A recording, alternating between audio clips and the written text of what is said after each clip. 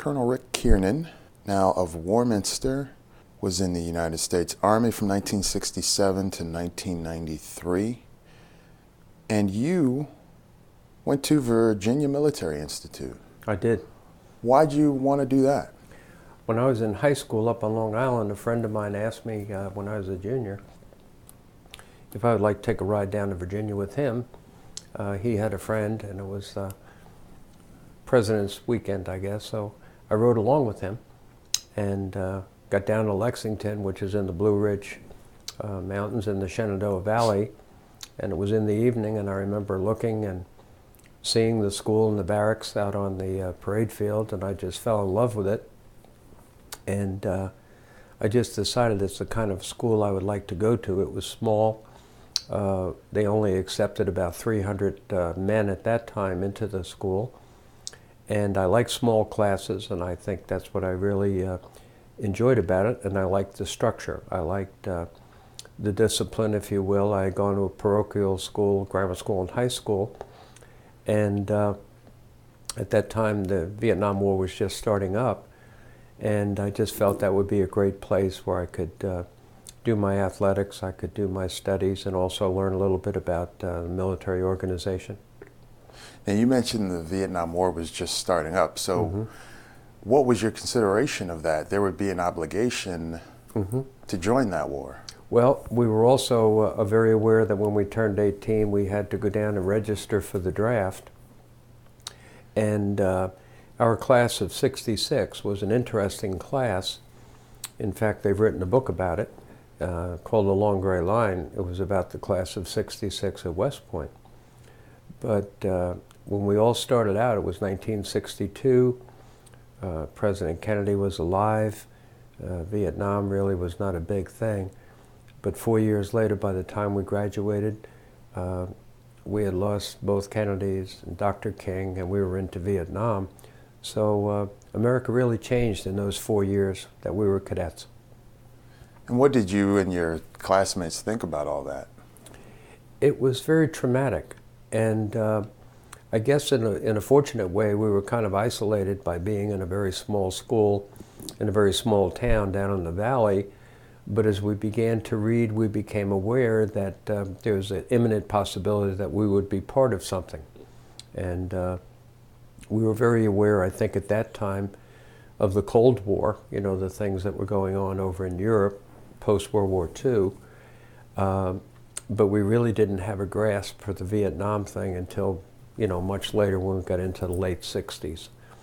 But we knew something was on the horizon, and there were very turbulent times while we were in school across America.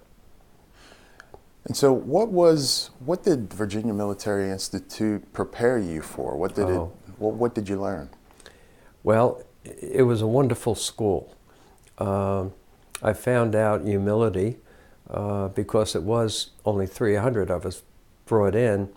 We were all boys state. We were all Penn Relay gold medal winners. We were all the captain of the football team. And so everybody in the class, so there were no prima donnas, so we learned humility and selflessness. That's what I learned in the school.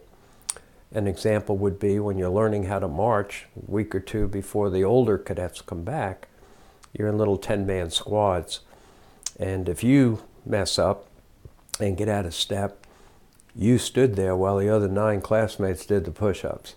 So you learned real quickly to be a team member, to look out for the other guy. And the structure and the discipline was good. We marched to each class every hour, formed up and marched. Our most famous graduate was George Marshall. He had graduated in class of '01, and he went on to become a 5-star general, non-West Pointer, Secretary of State, Secretary of Defense, and creator of the Marshall Plan, where he helped the people in Europe get back on their feet. So he was always our model for working quietly and for doing the right thing. And I think in a small school, you learn a lot of respect. There was a lot of history in the Valley. Being in Virginia, Robert E. Lee was buried in Lexington after the war. He was president of Washington College. Later on, it became Washington and Lee, which was co-located in our town. Stonewall Jackson had been an instructor in our school before the Civil War began. So as a young man from New York, I learned a lot about the Civil War and the history that took place down in the valley. Of particular interest is in May of 1864, our cadets left their classrooms and marched 60 miles to Newmarket, Virginia, and participated in the battle. Only school that ever did that. And so there was a lot of historic lineage, and to this day they still carry the flag that the cadets carried back in 1864. So there's a lot of history there, and you got a good perspective and appreciation for small classes and discipline. Are there any classes that stick out to you?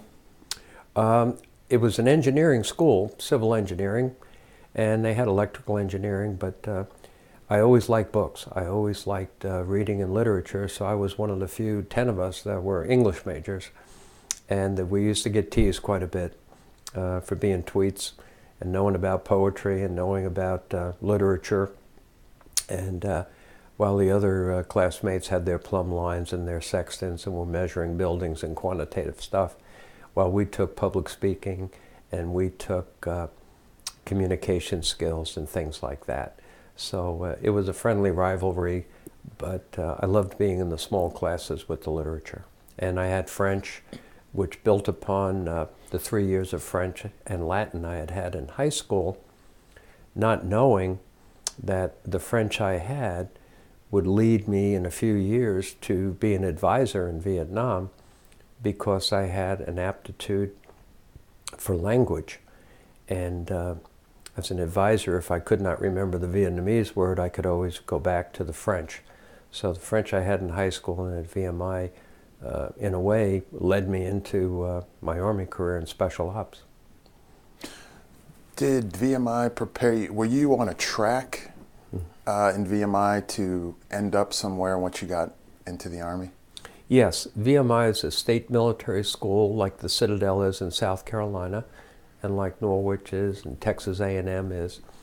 And you could take one of 4 Army, Navy, or Air Force ROTC programs. And I chose the Army. And you were on that track to take ROTC classes once a week on Thursdays, along with your other classes.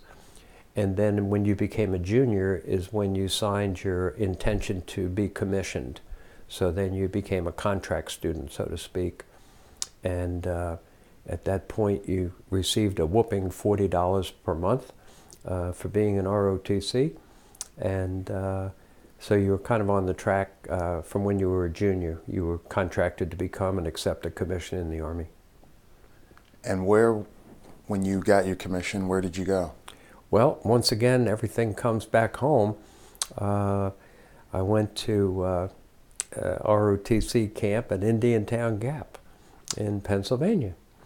And because I had gotten commissioned after I graduated, we were commissioned there at camp. So literally I started here in Pennsylvania in Indiantown Gap, and the huge metropolis of Annville, which is right outside the gate. And it's really ironic, but I then ended up years later at Carlisle at the Army War College, and was fortunate enough as a Long Island youngster to come to Franklin Field twice as a junior and a senior for the Penn Relays. So I guess I really had Pennsylvania connections more than I realized over the years. So when you did graduate, what was the state of the Vietnam War at that point? At that particular point, they really had not committed a large amount of troops. We were trying to do the Cold War in Europe and maintain our responsibilities there. And then Vietnam was starting up with advisors, and they had not committed a large number of ground troops. The ironic thing later is that if you took World War I, World War II, Korea. And even today, Afghanistan, Iraq, and they were all units. Units would go, groups of soldiers would go. But Vietnam, they began to send us as individuals.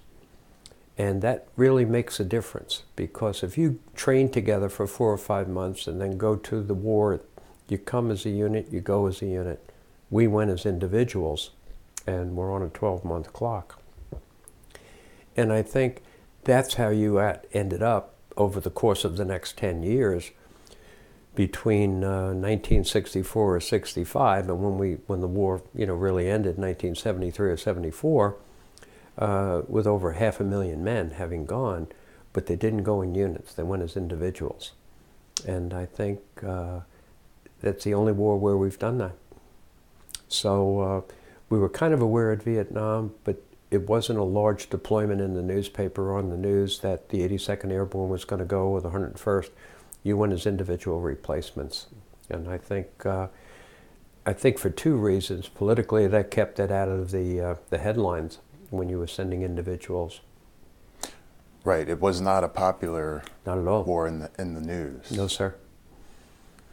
So what was your first station after school? After school, I was commissioned at the Gap, and then I was an infantry officer, and in the Army you have about 22 branches. You can be infantry, military, police, artillery, one of those. So I was an infantry officer, and I went to Fort Benning, Georgia, which is where the infantry school is, for my basic course of 12 weeks.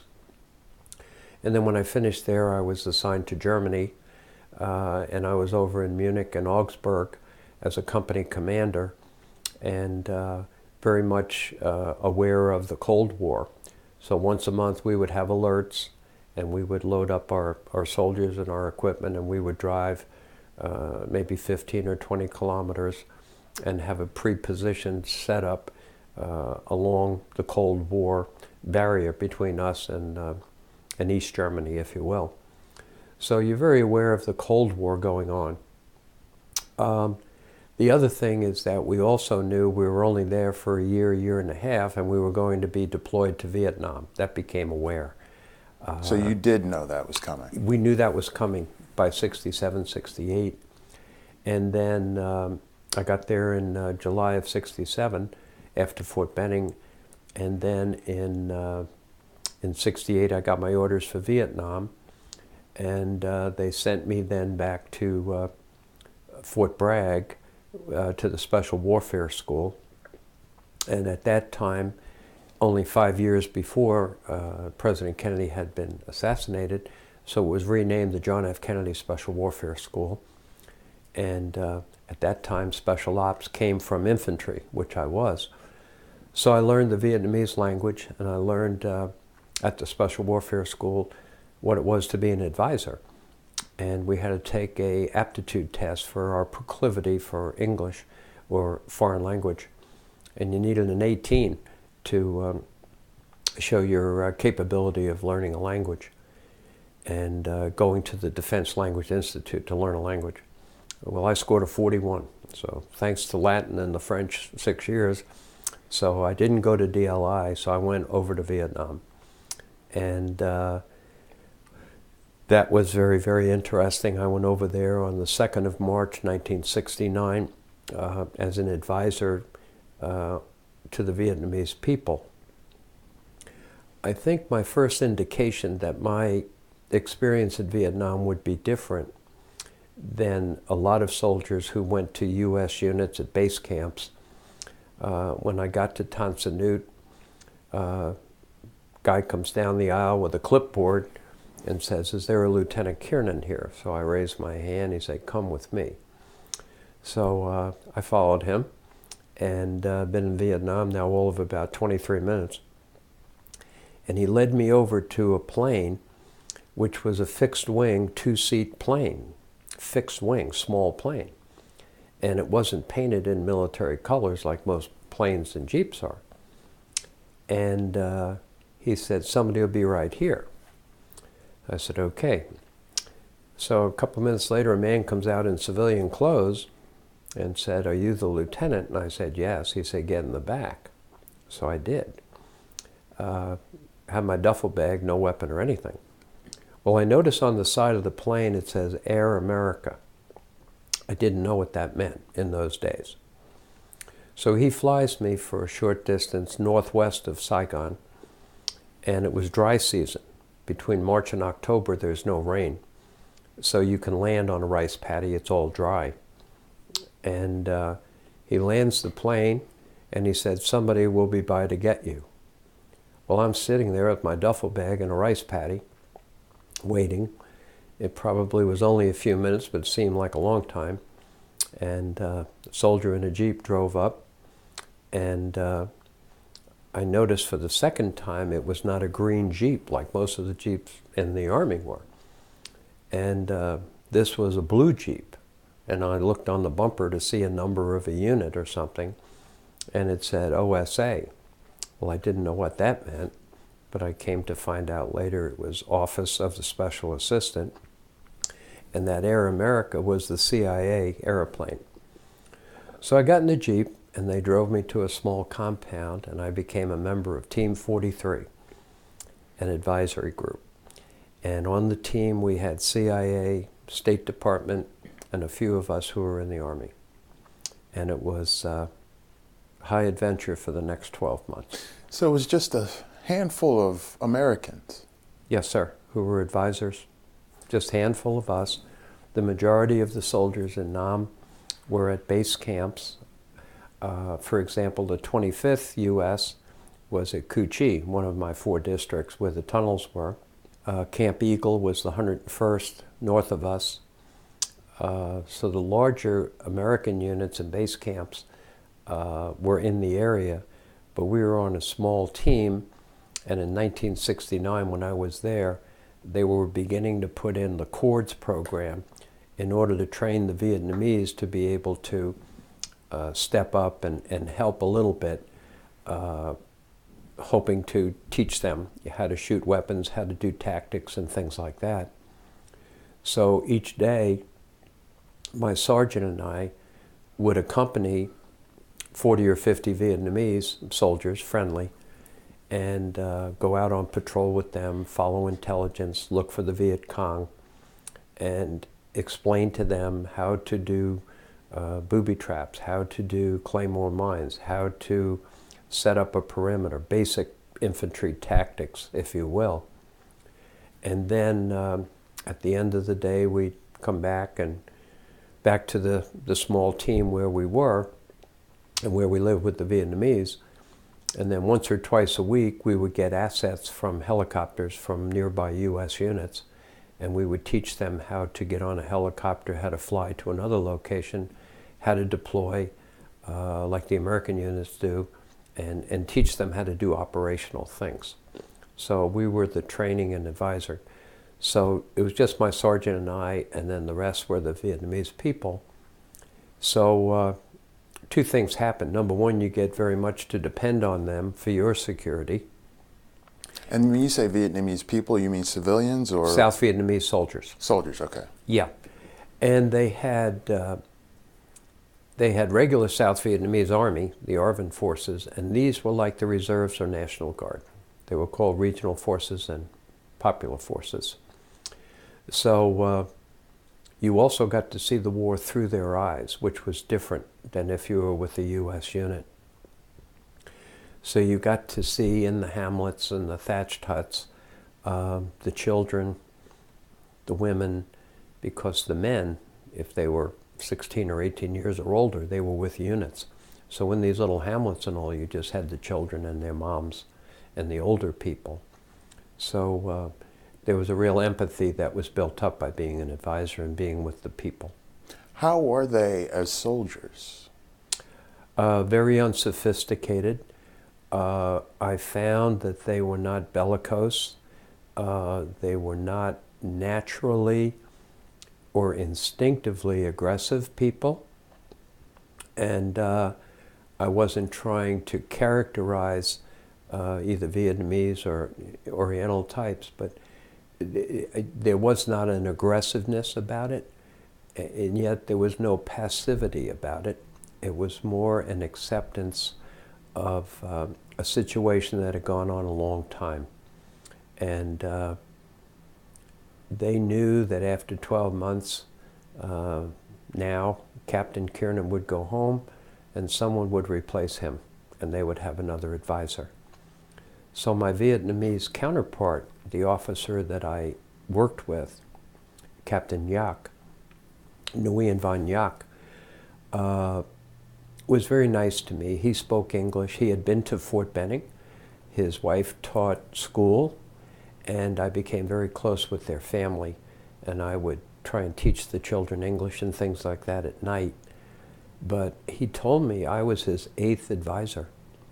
So you built a bond and a friendship, but there was almost a sadness because he knew and I knew that I would be going. And besides the transparency, there was a resiliency about them, still wanting to succeed, protect their families. They're very big on families.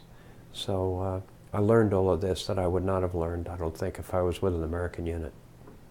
Why were there so many different advisors? Why did they rotate out so frequently? You only went for 1 year.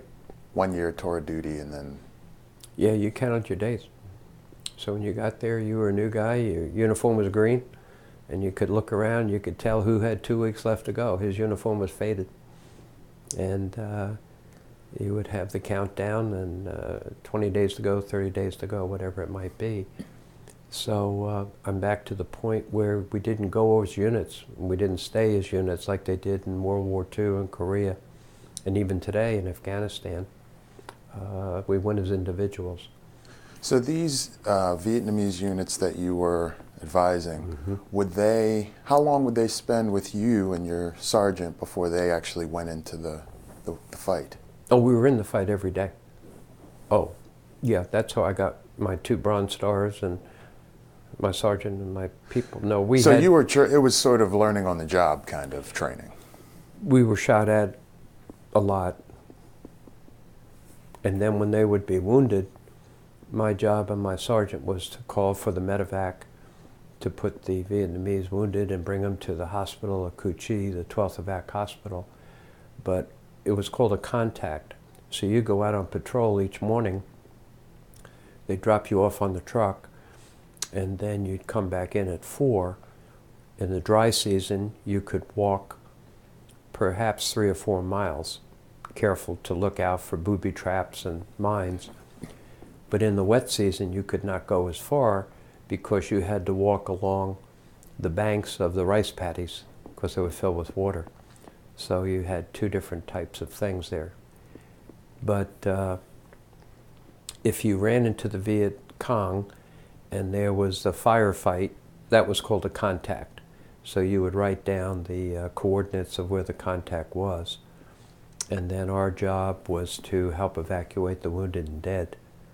By far, the hardest thing in that year for me is I kept a phone under my bed, an old TA-312 where you cranked the phone and had batteries in it, you turned it.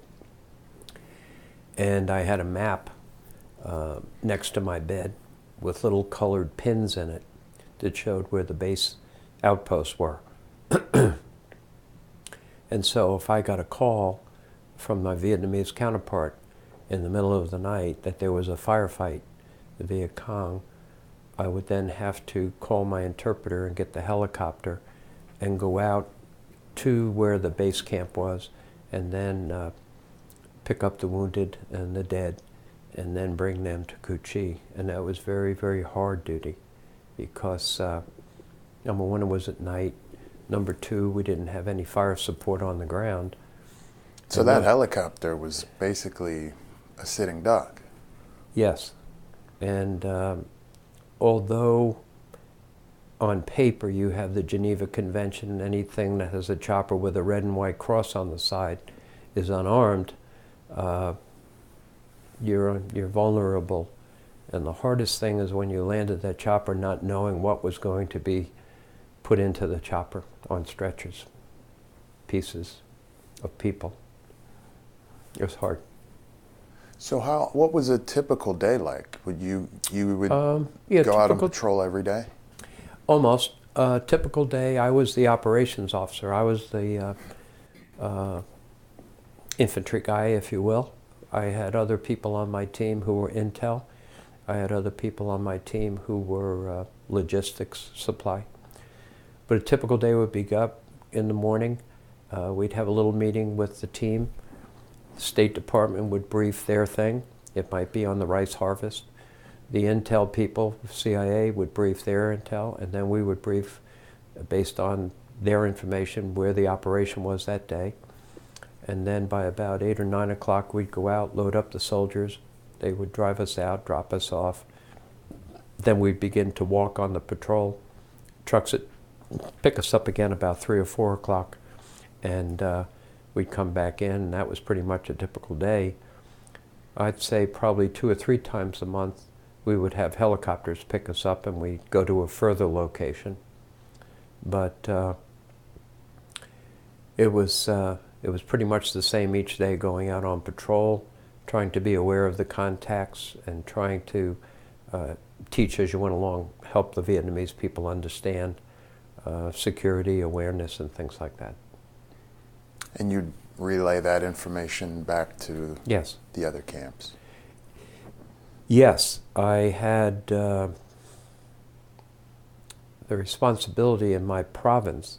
All of Vietnam was divided into 44 provinces, and that's the largest element. And then below that you had districts, and then below that you had little hamlets of houses. Just within our province, I had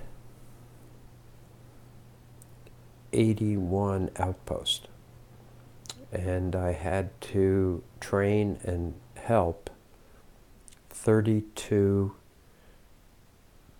companies of Vietnamese and 64 little platoons. So these little outposts might have 5 or 10 people, or they might have 20. Wow. Coordination was difficult because in the same geographic area, you might have a U.S. base camp, and you might have an ARVN base camp. So it was always, you had to be careful of calling artillery and this and that you had to coordinate with everybody else so you didn't shoot friendly fire.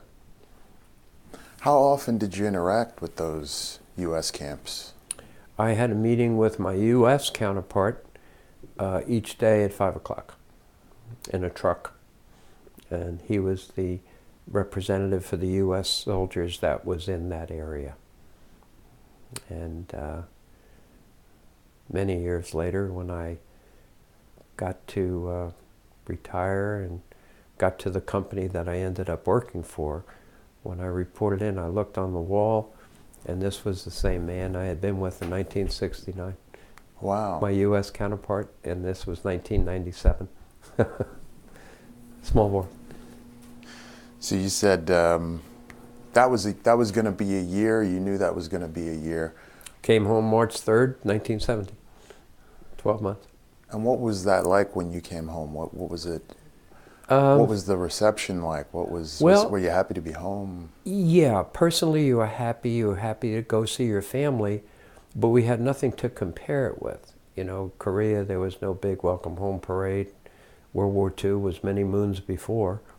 So you came quietly back into Kennedy Airport and got on the Long Island Railroad and went back home. And I was then, saw my family, and I was then assigned to Fort Jackson, South Carolina, which is a training camp, which is where we train the soldiers to go to Vietnam. Oh, so you were just doing the same thing, only on this side of the... Right. Yeah, Fort Jackson is since 1917, it's the largest Army training camp. Our daughter went there. And what was your job? I was very fortunate. I was the general's aide, a 2-star general, and I was his aide de camp. And I'd been in the Army, I guess, 3 years, and this was 1970. Very nice man. Generals in those days were older than they are today. Very nice man. He had been in Korea. And after about 18 months, he got orders to go somewhere. And he asked me what I would like to do. And I said, sir, I think I need to go back and be a captain again and get chewed out for not having a supply room straight or the mess hall being clean. I said, I've been up here where the air is kind of thin, you know, with the colonels and the generals. I need to get back down and have some major tell me I need to shine my boots. So he said, that's a good decision. You need to get your feet back on the ground. So I knew, and I was very fortunate. I went back and I had my second company, so I was able to train soldiers again. And where was that? At Fort Jackson. Oh, same It's South location. Carolina, yeah. And it was very fortunate because I had been over there, so I could share and imbue the training lessons that I had learned with my trainees. And I had 220 trainees in my cycle, and my sergeants and I would train them. They had a basic training, then they had us, and then they went to NAM. So you got them fresh after basic. Correct. Yeah. They train on one side of the post, finish basic for 8 weeks, come to us for 12, then go to Vietnam. And the draft was very much in flow, so we had three kinds of soldiers. We had the USs who were drafted. We had the volunteers who, or RAs, they wanted to join. And then we had the reps, reserve enlisted people. And these were National Guard or reservists who were called up on active duty. So we had a demographic of three different kinds of soldiers. And it was a good opportunity to get them ready for what I had experienced. We kept them focused, so they went from basic to AIT and then to Vietnam. We tried not to have them distracted and to keep focused on maintaining their abilities and skills. However, one day my sergeant came in and he said, I have a request. And I was a captain. I said, yes. He said, we have a trainee who is very, very good. He's an older man, he's a reservist, and he's just been the trainee of the cycle, and he's just a good guy. And he said, I know it's our policy not to give a 3-day pass because we don't want the troops to get distracted, keep them on track. He said, sir, his wife just had a boy, a little baby boy. He said, I think we ought to quietly get him a pass, just so he can get to see the family. I said, you're right. So he brought him in, and I said, all right, here's the deal. I said, it's Friday, you need to be back Sunday. You need to go see, you know, the newest guy. And I said, but please keep that to yourself. And he did. This was like 1971. This shows how the Army is family. Fast forward to about 1987, and I'm now a lieutenant colonel, and I'm in North Carolina, and I'm visiting schools and talking to the students, and as a public affairs guy. And I go to a school, small North Carolina school, in uniform, typical sign, all visitors report to the principal's office. So I go in, and I said, I'm Colonel Kiernan, I'm here for third period. Oh yes, principal would like to see you. So I went inside, and he was a man in his mid to late 40s, and he said, thank you for coming and speak to the students. I said, yes sir, my pleasure. And he said to me, you don't remember me. I said, no. I said, I'm sorry. He said, well, you were my company commander at Fort Jackson. I said, oh. I said, sir, I had about 220. A lot of you. He said, let me help you. He said, you gave me a 3-day pass. I knew it. You did remember the story. He told me who he was. He got up, put his arm on my shoulder. He said, let's go see the baby, who is now 16. It's all about family. The son who had just been born 16 years earlier. He never forgot that. They always remember their commanders and their sergeants. Yeah. Big thrill. So you've probably had a few of those moments over the Oh years. yeah. Yeah, I love how we're all connected, and what comes around, it's amazing. God has a sense of humor. We're all connected. Fast forward again from VMI, we're very close with our classmates. Because we're so small, we started with 300, graduated 187. So your guys. And some of us went in the Army, some of us went in the Air Force and Marines, and off we went. So fast forward to 1990.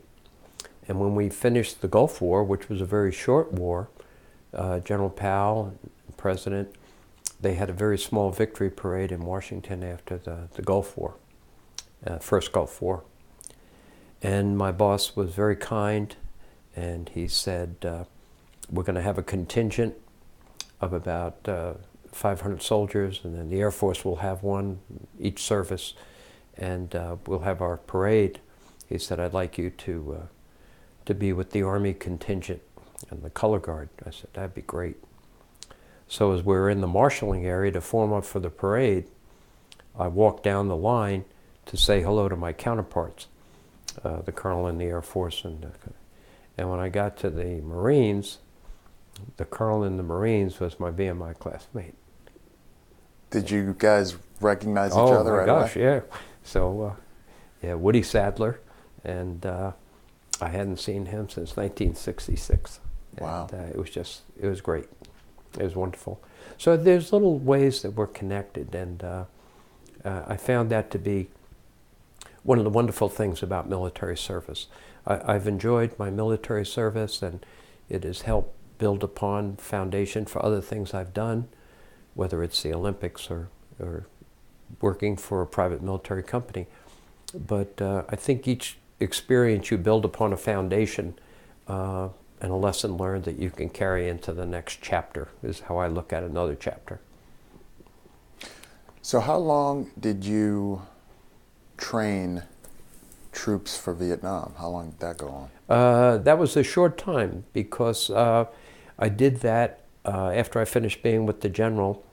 I did that maybe for 6 or 7 months, and then I was sent to the advanced course back to Fort Benning. You have a basic course as a lieutenant, an advanced course as a captain, and you have a lot of education along the way. And so I went back to Fort Benning for the advanced course, which is a 1-year course. And I think a lot of folks may not know this, but of the 26 years I was in the Army, I was in training or school 8 years out of 26. So you have your basic course, then a captain, then you have your staff college as a major and lieutenant colonel, then you have your war college at Carlisle as a colonel, and then in between, if you want to make colonel, you have to get your master's degree, and then you also have to go to your specialty schools, how to be a spokesman, how to be a whatever. So you spend a lot of time in school, and when I finished in the Pentagon, they sent me up to Harvard, to the Kennedy School, and you're always learning, and I always felt that was good too, and not just military subjects, but you're learning about organizational effectiveness, you're learning about psychology and leadership, you're learning about things that could be applied anywhere in any type of occupation. So I went to the advanced course, and then when I finished that, it was a 1-year course at Fort Benning.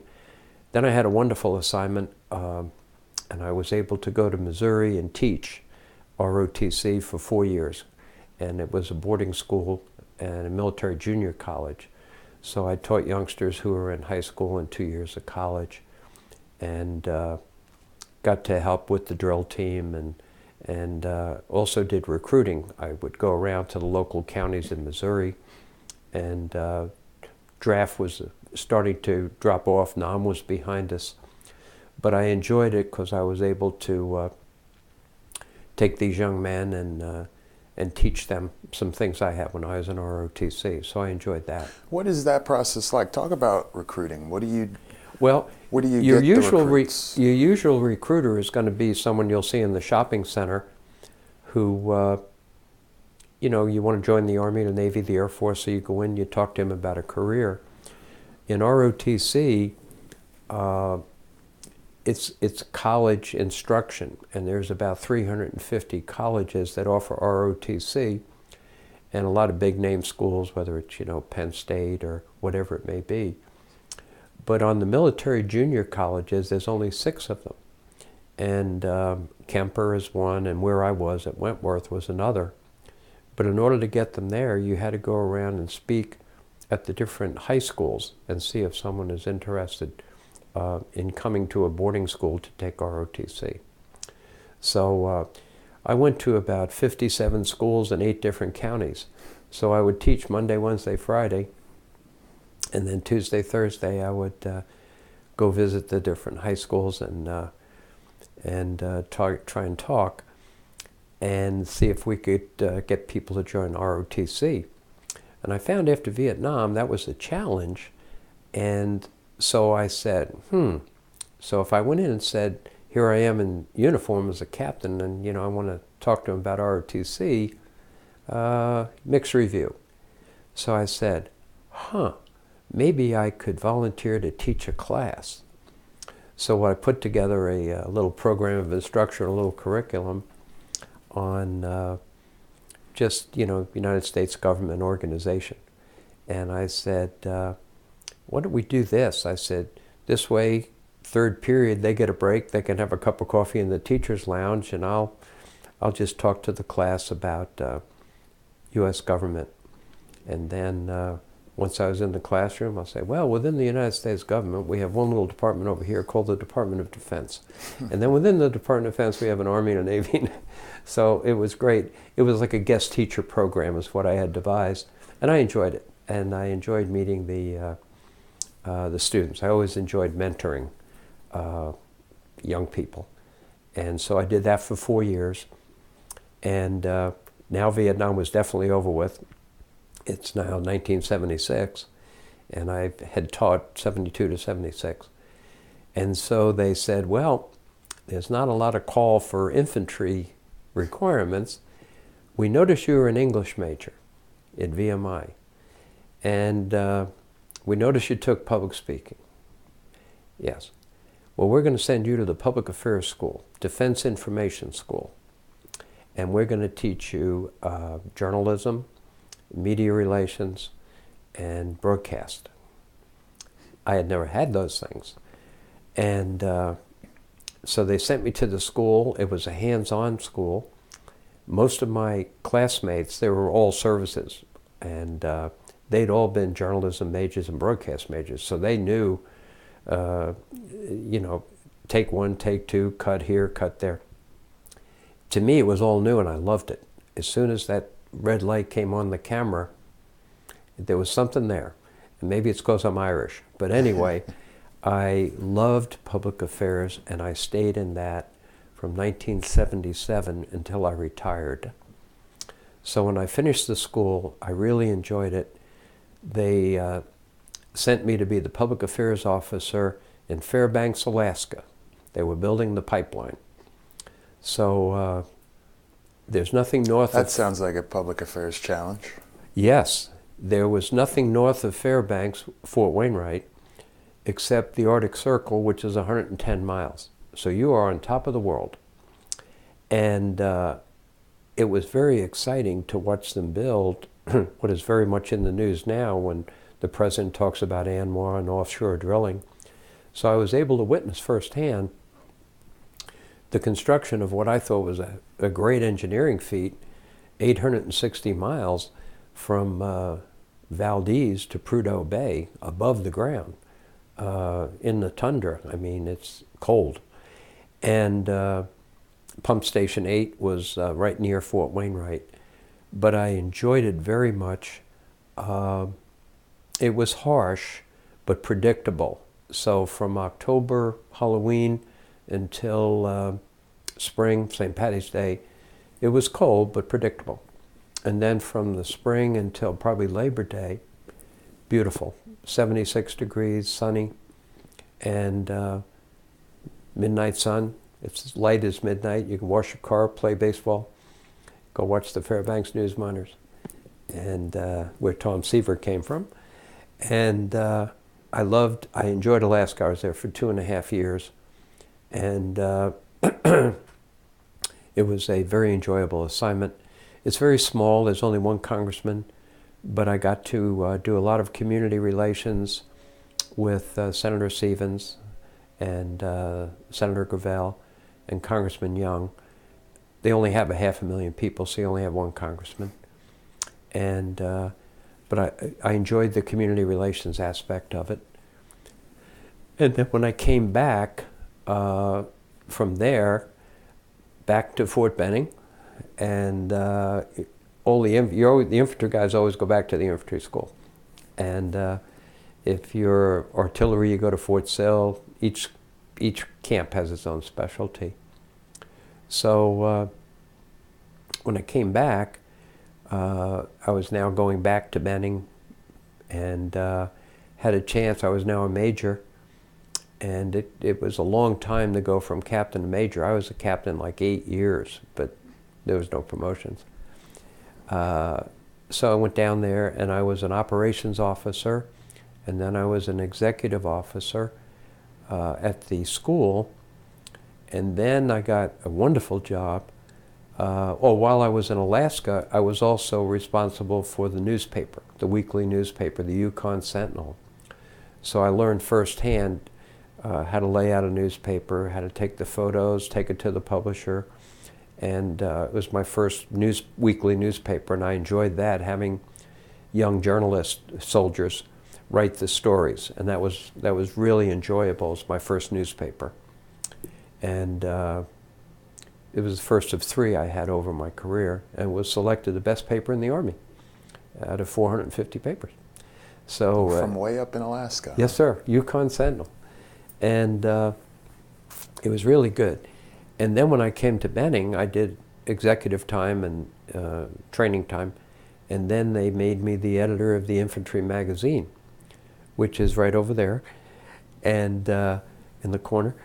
And I was, first time I'd been a magazine editor, but it was once again educational in that I had to rely on manuscripts that were sent in by other infantrymen on professional development training and this and that. And I was the only military person. I had civilians working with me. So I learned about magazines, which are different than newspapers.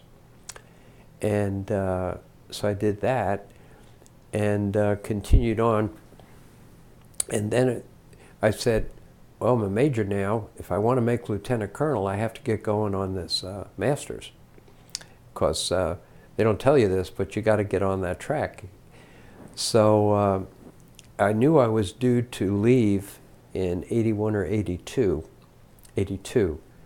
So I called my assignment officer, and I said, if you will give me 179 days, 1 day short of 6 months, 180, I will go work on my master's at the University of South Carolina. And the reason I chose that is that each year there was a course, a summer course, for public affairs people at Carolina. Carolina had a contract with the Army, and they would bring you in for 2 5-week sessions. So you went to summer school for 10 weeks while you were in the service. But the good news is that you were able to pick up 6 hours of credit. So I was able to go for those 10 weeks from 81 to 82 and get graduate studies begun. And then I called the assignment officer and I said, I will go from May until December, or June till December, to finish my master's. And he was very nice and very patient, and he said, there's no way you will get a master's degree in 6 months. I said, well, I'm transferring in 6, and you only need 31 to get a degree, Master's of Mass Communications at South Carolina. He said, well, normally we give 2 years to go get a master's, but I knew the promotion board was coming for lieutenant colonel. I said, give me a shot. So I went and I lived in the library, and I took all the courses I needed to, mass communication, statistics, all the things for my master's in mass communication. And South Carolina was a wonderful school. And if you kind of look around now, you know, you got Ainsley Earhart on Fox, South Carolina. You got Rita Cosby, used to be on public television, public radio, South Carolina. So they have a lot of good broadcast folks that come out of there. So anyway, I made it, and I made my master's at that time. And then since I was in South Carolina, they put me back at Fort Jackson, because that's co-located. They're both in Columbia. And I went over there, and I had a chance to be training again, and the public affairs officer from like 83 until 85. And it was good. Columbia is a very good town. It's the state capital, nice part, central part of South Carolina. And it was like a three-legged stool. They had the state capitol, they had the university, and they had Fort Jackson. And all three got along very well. So I enjoyed that assignment. And then while I was at South Carolina, I had just made lieutenant colonel, and I got a call from the assignments officer again. And he said, I know you just made lieutenant colonel. I have an opportunity for you for a full colonel's position. I said, whoa. He said, yeah, he said, Fort Bragg, 18th Airborne, 82nd Airborne. I said, well, I appreciate that, but I'm not an airborne soldier. I'm not a paratrooper. I was a light fighter in Nam. He said, not to worry. They don't get colonels to go through this school. It'll be easy. It'll be a gentleman's course. And I said, okay. So I went back to Fort Benning. So you thought, hey, here's a great, easy opportunity for me to get promoted again. To full colonel. So I went down there, and the NCOs, the sergeants, all wear black baseball caps, and they're called the Black Hats. And there was, I guess, 100 in the class, and it was the summer of 1985. And they called me aside, and you don't have rank, and you take off your rank when you go through schools like this. And I was 43 years old, and everyone else in the class was between the ages of 18 and 23. And they were all young soldiers, a couple of SEALs, and it was hot. And this was jump school? This was... Jump school, paratrooper school, 3-week school. First week you're on the ground week. They teach you how to fall and tumble. And then you go up a little to a 35-foot tower, and you go along a skyline, and they teach you that. And then you go into a 250-foot tower, like Coney Island, and they drop you. And then the third week you do 5 jumps, and you get your wings. Well, I did so many push-ups, and those black hats smoked me like a cheap cigar, because they didn't have too many older colonels in there. But they said, did all the young guys know your rank? Yes, and they were very good. They quietly, there's no talking, of course, or speaking, but they knew that I was always in the front right-hand corner for all the 4-mile runs. You're 4 miles every morning in your boots. And now they wear athletic shoes, but you had to wear your boots because you're a paratrooper. And paratroopers are the only people who can tuck their pants into their boots. All other soldiers wear low quarter shoes. So it's a distinction, and the maroon beret. But they knew I'd be first on the run, first out of the airplane, first off the tower, because my sergeants knew the troops would watch me, and that would be a motivation to do my best. So that was by design. They wanted you out front. Yes. And they said, because soldiers are used to watching the soldiers. If you see the movie We Were Soldiers Once and Young, in the first part of that movie, Mel Gibson, it's a true story, is talking to the troops. And he is saying to the troops, I'm the colonel, this is my sergeant major, and when we go out of this plane, there was a story about the 173rd. It's in the movie right there, and he says, I will always go out first, you'll always watch. And on my second jump, I had already injured my knee in high school football, and I think the usual things that my good friend Mr. Wentz is going through. I think it was the ACL, the anterior cruciate, and then the following summer in high school baseball at shortstop, a guy slid into that knee, and I got the MCL, the medial collateral. So now on my third jump, I came in and I did the third of the terrible triangle, the torn meniscus. So I had the ACL, the MCL, and the meniscus. So here I am, 2 jumps. I need 5 to get my badge. And they put a cast on my leg from my thigh to my ankle. And I had to drive from Georgia to North Carolina for my assignment to Fort Bragg. And so I used the crutch on my accelerator. I had a Honda bucket seat, and I used my good leg on the brake. So off I went, long drive, and reported in. And I said, this is going to be tough, because they've all got maroon berets and wings. And I reported in to the 1-star general who was going to be my boss. And I looked in the corner, and fortunately, there was a crutch. So God has the sense of humor. He had just broken his leg on a jump. Oh, wow. And he said, we're going to get along fine, Colonel. I said, fine. So he and I encouraged each other. And this was like in July or August. And in October, we got our cast off, and we began to walk and run. And finally, I said, I'm getting this out of the way. So I went back through refresher at Fort Bragg, where they had the towers. And I went out and I did 3 jumps in a half hour.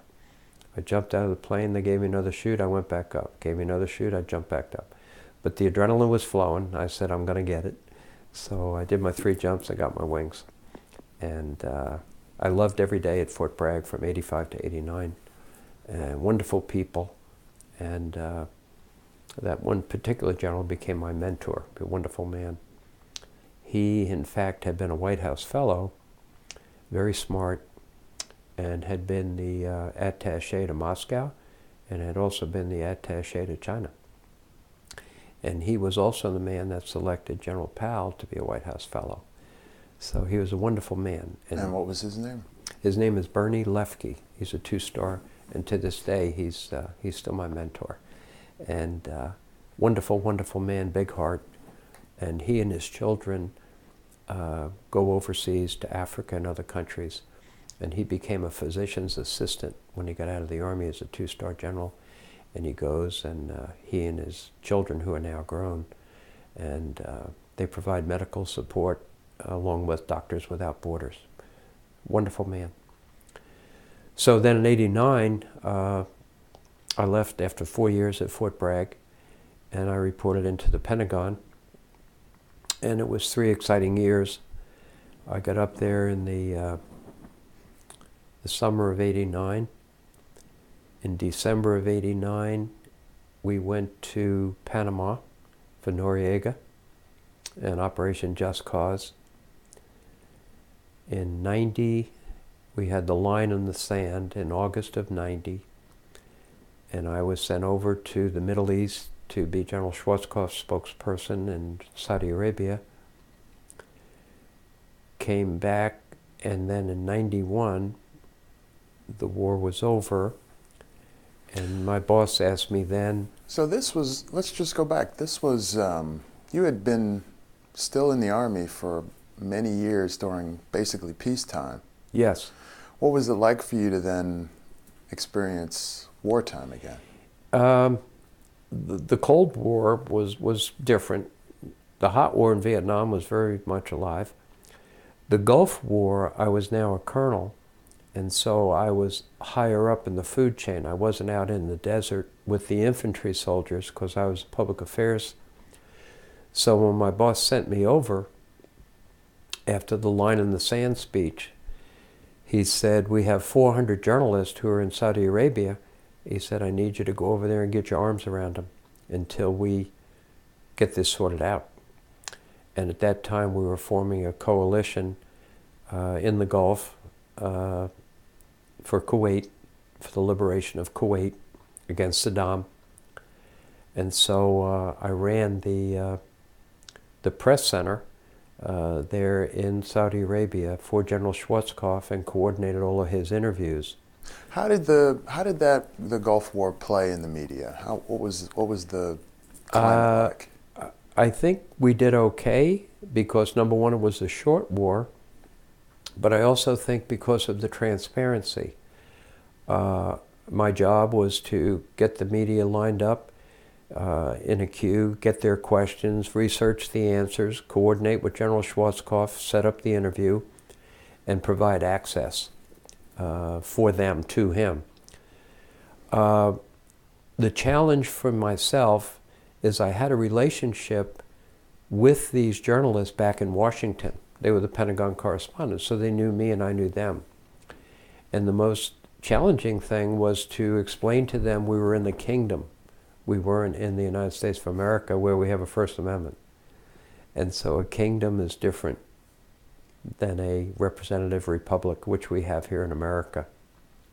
So we had to go by the host nation rules and regulations. That changes their whole job, basically. It does, but the way we did it was, once again, transparency and communication. Each morning I met my friend, Don North. He was the public affairs advisor to Prince Khalid, and Prince Khalid was Schwarzkopf's counterpart. So I would say, we have the journalists talking today about A, B, and C, and he said, oh, I have Prince Khalid talking about D, E, and F. So by coordinating and letting them know what was going on, we were able to we did like 15 interviews in 3 weeks, and that's a lot of interviews to get a 4-star prepared for. But the transparency helped because we had to buy time because they were shipping the tanks from Savannah, Georgia with General McCaffrey by water, and that took time. And there was no war going on at that time till the tanks got there. What was it like working with General Schwarzkopf? What kind of Oh my goodness, he was, under the Goldwater Nichols, he was now the CINC, the C-I-N-C, the Commander-in-Chief. Prior to Goldwater Nichols in '86, each service has a Chief of Staff of the Navy, or Chief of Naval Operations, Air Force. Now the CINC got all the assets from the services. So he was in charge, and all the different Chiefs of Staff had to give him their assets, their planes, their soldiers, and all that. So that was an adjustment for him to be in charge. He had to do that in such a way that was collegial with his other 4-star generals, but also to show the unanimity that we now had a new organization and the assets were coming this way. I enjoyed working with him one-on-one. He was very direct. And with an audience, he was even more direct. He was a big man, probably 6'4", 6'5", big guy. But hard worker. He had been to Vietnam. His dad had been to West Point as he did. He is buried at West Point rather than Arlington. But we got along very well, as well as a full colonel and a 4-star general can get along. But what I enjoyed about it most was the opportunity to learn firsthand all the things I learned over 26 years by being exposed to General Powell, by being exposed to the Chief of Staff of the Army, General Vono, by being exposed to General Schwarzkopf. You get to see how these gentlemen are very, very unique. I mean, in the whole army of 250,000 men, you've only got 16 4-star generals. They're very special. And as far as leaders, they're all very different. But I guess the thing I'm proudest of, I had the opportunity over my 26 years to be the personal public affairs advisor to 8 four-star generals. And I learned a lot, from each of them. They taught me a lot. And I also learned that to be a good public affairs officer, you have to have discretion. And my chief of staff, General Vono, who was my chief of staff of the Army, later in my next career, he was my CEO in the corporate world for 16 years. And he's from Monongahela, down by the Mon River. Pittsburgh area. Oh, great guy. I still talk to him once a week. He's wonderful, but he was our CEO when we were a private military company. And if they all had one thing in common, it was a sense of humor, and they were all humble. There was a selflessness about it. I don't think people on the outside realize. They're very selfless when they get to that level. And they always think of the soldiers and the families first, always. And I learned a lot from just being exposed to them one-on-one. Because when you're the spokesperson and you're the advisor, it's just you and them and the door's closed. And you may have a very contentious issue that reflects on the organization. So you've got to be able to be candid, and you've got to balance what's best while telling the truth. You've got to maintain your truth with the media, because once you lie, your credibility is gone, and they will go to another source. So it's a balance, and I learned from each of these gentlemen. So you mentioned General Colin Powell. Yes. When did you work with him? General Powell was our chairman of the Joint Chiefs of Staff when I was in the Army working with General Vono. So General Powell was an Army general, and then he became the chairman of the Joint Chiefs. So that meant that the Army, Navy, Air Force, and Marine 4-stars all came under him. And necessarily, when you are working with the 4-star for the Army, you're necessarily going to have interaction with General Powell's office, because his public affairs officer and you work very, very closely together. To this day, I have communication with Peggy Sofrino. She's been General Powell's assistant, administrative, whatever, for 25 years. And he is just a wonderful gentleman. And he's still in Alexandria, Virginia, and frequently on the speech circuit. But just a wonderful, wonderful leader. And there's a mutual respect amongst him and all the other senior people. You learn so much from these. They're very, very special individuals who really make a selfless contribution to the country. Now, your career, getting back to your career path, in '91 you were part of the dealings in Russia. Yes, that was, once again, I think the loop on the Cold War had come full circle. As a young lieutenant, I remember from that perspective, way down the food chain, hearing about Czechoslovakia and the invasion in 1968, when the Russians came in for summer exercises and decided to stay for the whole duration and took over Mr. Dubček's country. So we were very much aware of what was going on. We had just moved to Augsburg, and they sent us immediately to the Czech border when I was a young lieutenant. And now in '91, after the Gulf War, Pete Williams, who works for NBC as the Justice Beat Department, he was my boss. He was General Cheney's public affairs.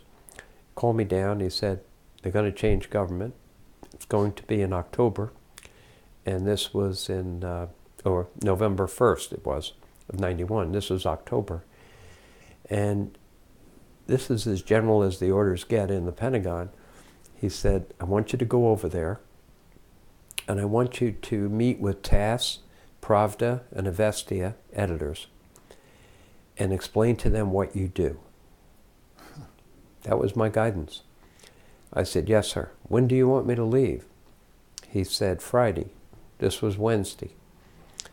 He said, Colonel so-and-so will take care of the passport, and off you go. I said, well, what about when I get there? And he said, oh, don't worry. He said, the attaché and, we'll meet you. Well, off I went. And it's a long flight. I'd been to Germany, and I knew how to go from Washington, D.C. to Frankfurt, but I did not realize how big the USSR was. 8 time zones. I mean, from here to LA is 4. And so from Frankfurt to Moscow was a long flight. And when I landed, it was very reminiscent of the Rocky movie with the cold and all the planes lined up with the red stars on the wings, because they were still the old way since 1917. And I had an Air Force and a Navy guy with me, and they met me, of course. There was no one else there to meet me. And within about 10 minutes, we were in 3 separate cars, and we were never together alone for the next week, the 3 Americans. So we always had interpreter, translators, ITs, and it was fascinating. I never realized the culture. Tchaikovsky, Fabergé eggs, Catherine, the sleds, Lenin still on ice. It was just fascinating to be in Red Square, to see St. Basil's. And they could not have been nicer, the military. They put on demonstrations for me. I ate in the mess hall with the Soviet soldiers. The military, we got along very well. I did learn how very intelligent they are. The 2-star general, who I was to advise, has PhD in philosophy. One night, my interpreter, who was a young major, said to me, I notice you're Catholic. I said, really? He said, yes, you're very serene. I said, really? I was anything but serene. He said, oh yeah, he said, I studied Aquinas and Augustine and all the writers in my philosophy courses. I said, whoa. They are very, very smart. So he just made that observation? Yes, after watching me. And they're very smart. And they know so much more about America than we do about them. When I got off the plane in October '91, the first thing that 2-star general said to me through the interpreter was, I understand the cults have moved to Indianapolis. Hey, I mean, they know everything about the United States. They have a wonderful sense of humor. They took me to the circus. They have the bear and we have the eagle for our national symbols. So I said to him, this is a wonderful circus. I said, where's the bear? He leaned over and he said, we eat the bear. So they were very, very poor. They're doing much better now. But it was they gave me a hat, they gave me a belt, they gave me a book of poetry and a book of art. And they were very, very cordial. And they quickly understood the differences between the military and the political situations. So they were wonderful. And so then I came back in '91, and my boss was a very nice man, public affairs chief. He said, you've had some experiences. You've had the Gulf, you've had Panama, you've had the Russian experience. He said, you need to share those experiences with people. I said, yes, sir. He said, I'm going to send you to Harvard, to Kennedy School, for a semester. Go share those stories. To teach? To share. So he sent me up to the senior officials for national security. And it was fascinating because my class was made up of NSA, CIA, and DIA, Defense Intel, CIA, Central, and National Security people. And there was only one other Army guy in there with me. And I learned a lot about the intel community, which is very much in the news these days. And each industry, whether it's corporate, government, nonprofit, has a culture. So I think I learned a lot in that semester about that culture. How does the intelligence community differ from the military side? In a non-pejorative way, I felt it was very compartmentalized. We would have class projects. It was a wonderful course. We had psychology, we had organizational effectiveness, and you would often have projects where your small group, there's like 25 or 26 of us in the class. Smartest people I ever met in my life, the instructors. Ash Carter was one of our instructors. Used to be Secretary of Defense, who lives in Abingdon right now. Ash Carter, smart, nuclear. So when we would have class projects, I noticed that they didn't share a lot. It was almost like they had intel, but whereas my other Army friend and I was, look, the quicker we finish this project, class is over. But I sensed that they were very compartmentalized, and I guess for good reasons in their culture. Makes sense. But I'm of the school that I guess I've always felt this way. The more we all know, the better we do. I like sharing. Right. Well, I guess Yeah. So I finished that up, and then my last assignment, they sent me in '92 out to Hawaii, in '92 to '93, and I was there for Iniki when America was having Hurricane Andrew in Florida. We were having Iniki on Honolulu, so I had the opportunity to get inside the mountain, Diamond Head, and that's where they have their emergency operations center, inside the mountain. So that was interesting. And then I had a friend call me up in '93. I had my 26 years, which is the minimum in order to get your pay. You get 2/3 of your pay or whatever it is if you had 26 years. Yeah, you get half your pay if you're 20 years, 2/3, 26. So he asked me what I was doing. I said, well, I don't know. He said, well, why don't you come down and help us with the Atlanta Olympics? So I retired and went to Atlanta and built upon all of my experiences in government communication. And so I was the director of press operations from 1993 to 1996. And the Olympics started started in '96, so that was... We had 3 years. Started 3 years ahead. We had a prep, yeah. And the organization was very, I learned about how that's done with logistics and food service and design and art and transportation, security. So I had 5,000 journalists from 190 countries, speaking 44 languages, and I had to put together a 300,000 square foot main press center for them. And I started with one other gentleman, Harris Bostic, and each year when you got money, whether it was TV rights or sponsorships with Coke, or you could then hire more people. So by the time the games began, I had 1,200 people working for me in press ops. And I learned a lot about special event planning. And it was a pleasure to work with the former Olympians who brought the dedication, the hard work, and the enthusiasm to work every day. They were wonderful to work with. And how do they compare to working with military people? Very, very similar. I think the focus and the dedication. But I met some wonderful people. I met Benita Fitzgerald. She had won in Montreal with the javelin, wonderful lady. Another guy won the triple jump. But they were very focused and very enthusiastic and very humble. And there were just some wonderful people that you get to meet. The gymnasts are so small. I mean, you meet Olga Corbett and these little people. I mean, they're the littlest people I ever met in the world.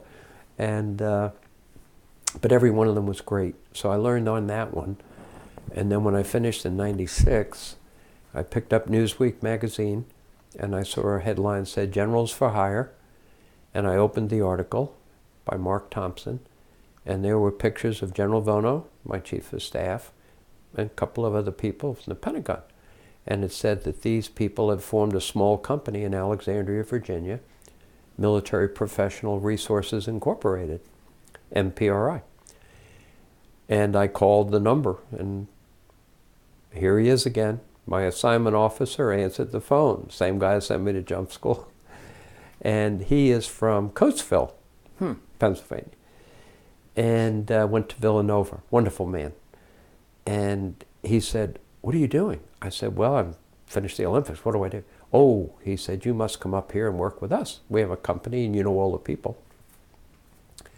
He said, "We'll have a lot of media interest in what we do." I said, "Really?" He said, "We're waiting for our first contract. And under the Dayton Accords, Mr. Clinton wants to send us to Bosnia.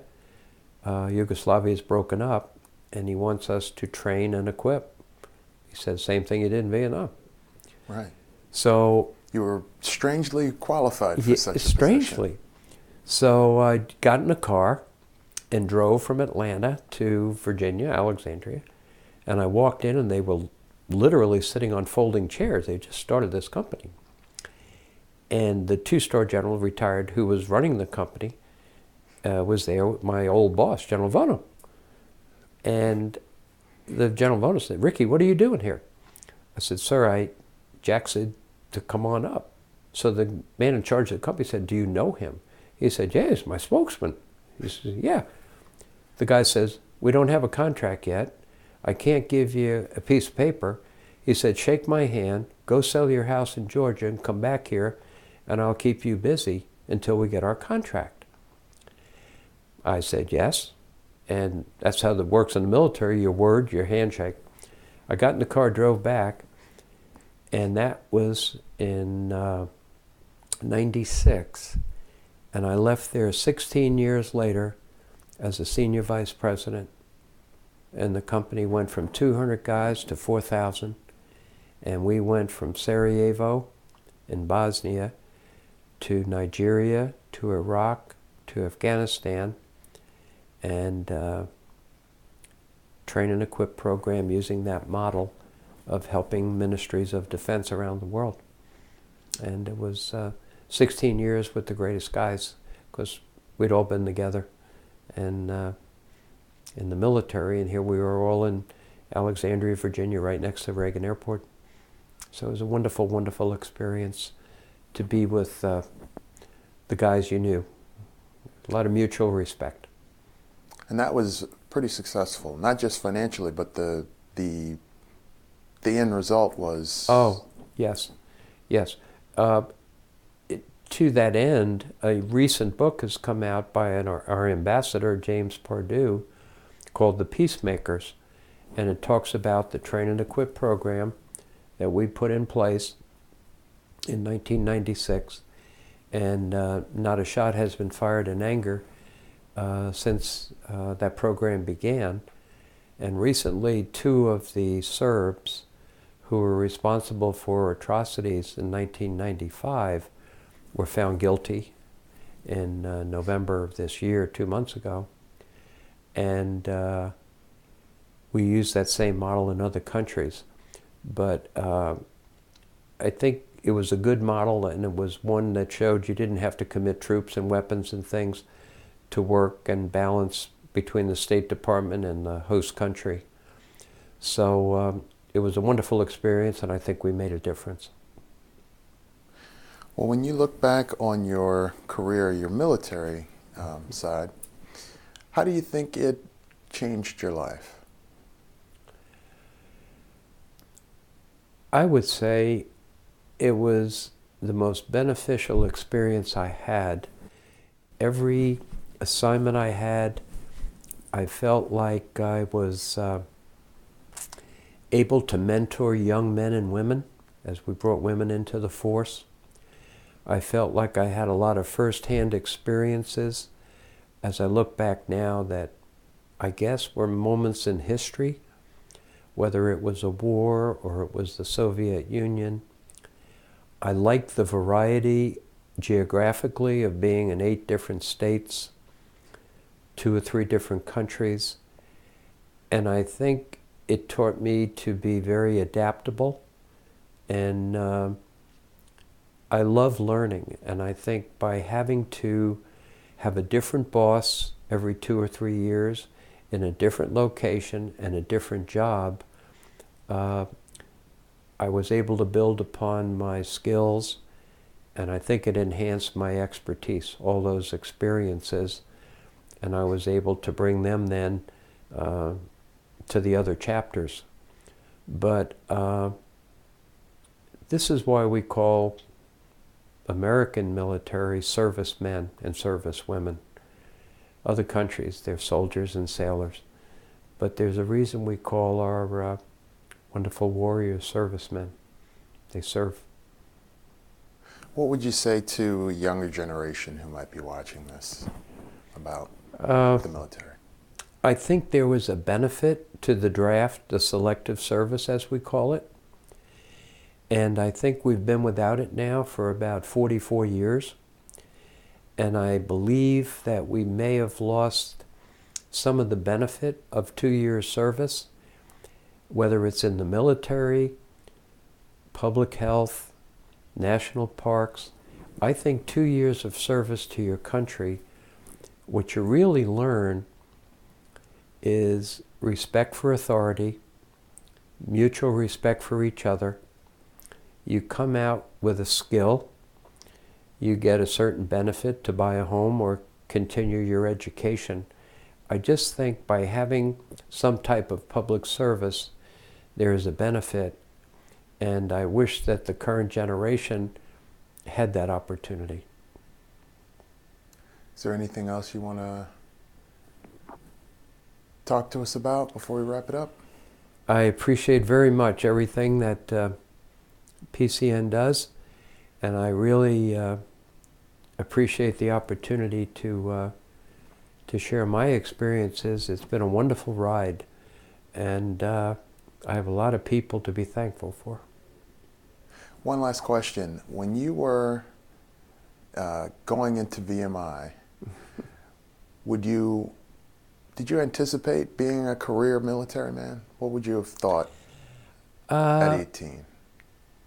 I didn't look at, I guess when you're 18, you don't look at too far down the road of 20 years, but I immediately began to think about it after I was there a semester. I enjoyed the structure, I enjoyed the camaraderie, I enjoyed the legacy of something that had begun in 1839 when the school started.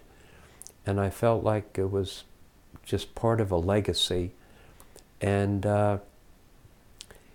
it was the idea of serving. And as I mentioned at the start, you know, George Marshall was the guy they always reminded us of for selfless service. And I felt that. And so I guess it was a natural evolution to want to stay in the Army. I love the camaraderie and the teamwork. It reminded me a lot of the athleticism. And I remember every day when you go through Jackson Arch at school, Stonewall Jackson's statue is there, and it says right above the arch, "You may be whatever you will to be." And I think when you see that 10, 15, 20 times a day for 4 years, it's kind of there. It's the goal orientation.